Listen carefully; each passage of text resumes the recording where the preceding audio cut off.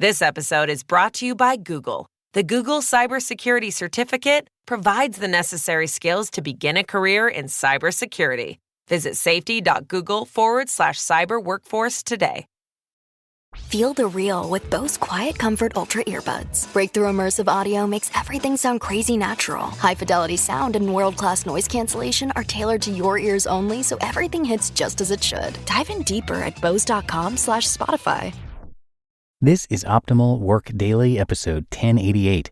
How to Figure Out What You Should Do for a Living If You Hate Your Job. Part 1 by Steve Chou of mywifequitherjob.com. And I am Dan, I'm your host here, and welcome back to Optimal Work Daily. And if you're a new listener, this is simply where I read articles about our work life to you every single day. We take these blog posts and put them into audio form on a daily basis.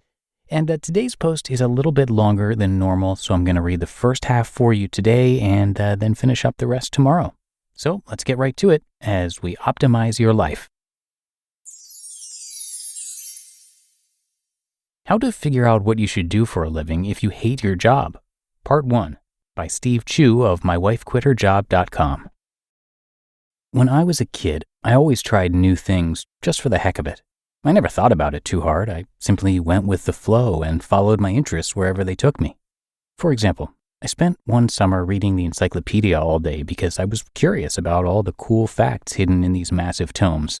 I spent hundreds of hours creating the ultimate Legend of Zelda strategy guide on a typewriter. I played Street Fighter 2 for 8 hours a day so I could beat all of my friends. And I spent hours learning how to fold various animals out of square pieces of paper so I could entertain my friends. Origami. No one ever told me to do these things, and I did them out of pure enjoyment. In fact, I never once gave these activities a second thought, and my parents didn't force me to do them either. And the best part? If I didn't feel like doing something anymore, I stopped. I never wondered whether it was a good use of my time. I never pontificated about how I could make any money from it. I just did it. So let me ask you this. Do you remember back when you were a kid?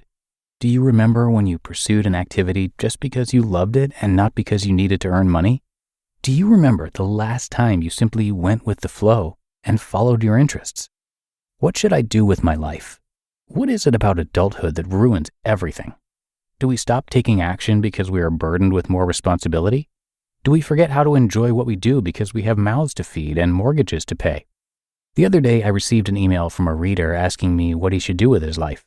Quote, Steve, I work a full-time job that I hate.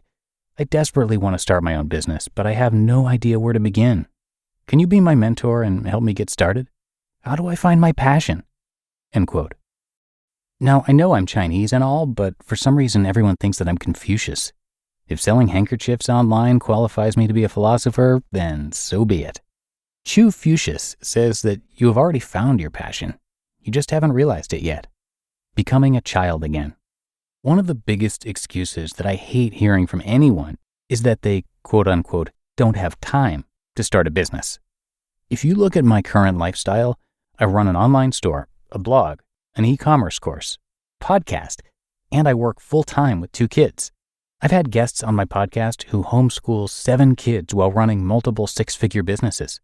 First off, I seriously doubt that you have no time to spare, but that's beside the point. You're clearly spending your time somewhere, and the key is to figure out what you're doing with it. And I'm willing to bet that you found your passion already without realizing it. Remember when you were a kid and you didn't care? I'm willing to bet that the kid inside of you still exists, but you've never tried to embrace it. So, question number 1 is, how are you spending all of your leisure time? What do you enjoy doing that doesn't feel like work?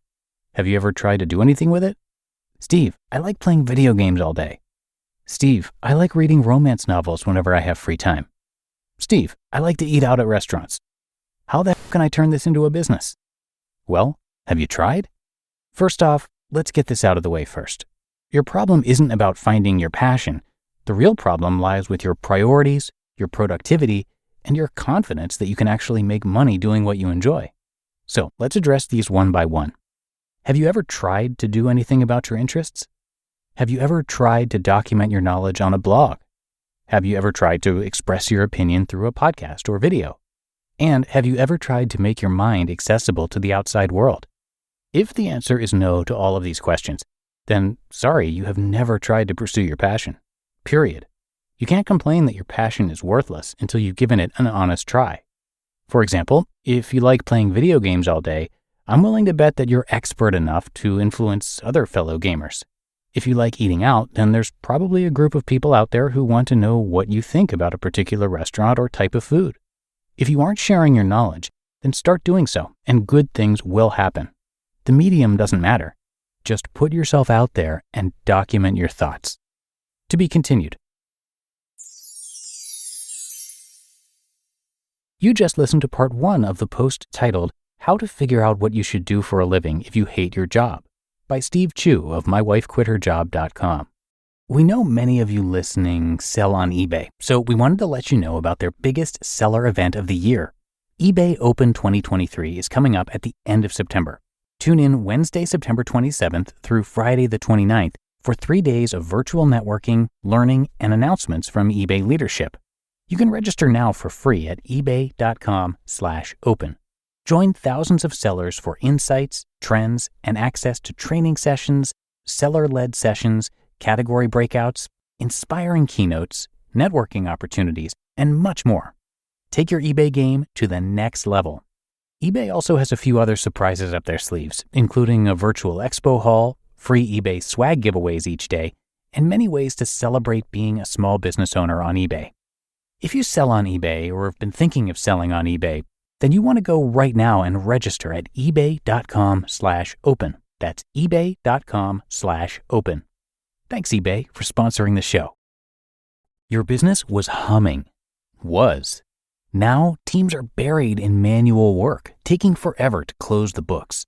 Consider 3 numbers: 36,000, 25, 1. 36,000. That's the number of businesses which have upgraded to NetSuite by Oracle. NetSuite is the #1 cloud financial system, streamlining accounting, financial management, inventory, HR, and more. 25. NetSuite turns 25 this year. That's 25 years of helping businesses do more with less. 1. Because your business is one of a kind, so you get a customized solution for all of your KPIs in one efficient system with one source of truth. NetSuite is giving you the power of having all your information in one place, helping you to make better, more driven decisions as a business owner. Right now, download NetSuite's popular KPI checklist, designed to give you consistently excellent performance, absolutely free at netsuite.com/startup. That's netsuite.com/startup to get your own KPI checklist. netsuite.com/startup. And thanks to Steve for letting us share his post. When his wife became pregnant and she planned to stay home with the baby, they knew that they were going to need to find some more income. So the couple started a little online store called Bumblebee Linens. And in just 1 year, they were able to replace his wife's salary of $100,000 per year. And they started My Wife Quit Her Job to document all of it, including income reports. As of 2016, Steve said he expected to have the website's first 7-figure year, which is obviously a huge achievement. But he didn't stop there. He started the My Wife Quit Her Job podcast and even held his very first e-commerce conference called the Sellers Summit. So clearly he has done a lot, and you can learn all about it at mywifequitherjob.com. Once again, thanks to Steve for letting us share his work as well. Okay, that's going to do it for today, but that's not the end of this post. That was just part 1. So please join me again tomorrow where we will do part 2 of this post and where your optimal life awaits.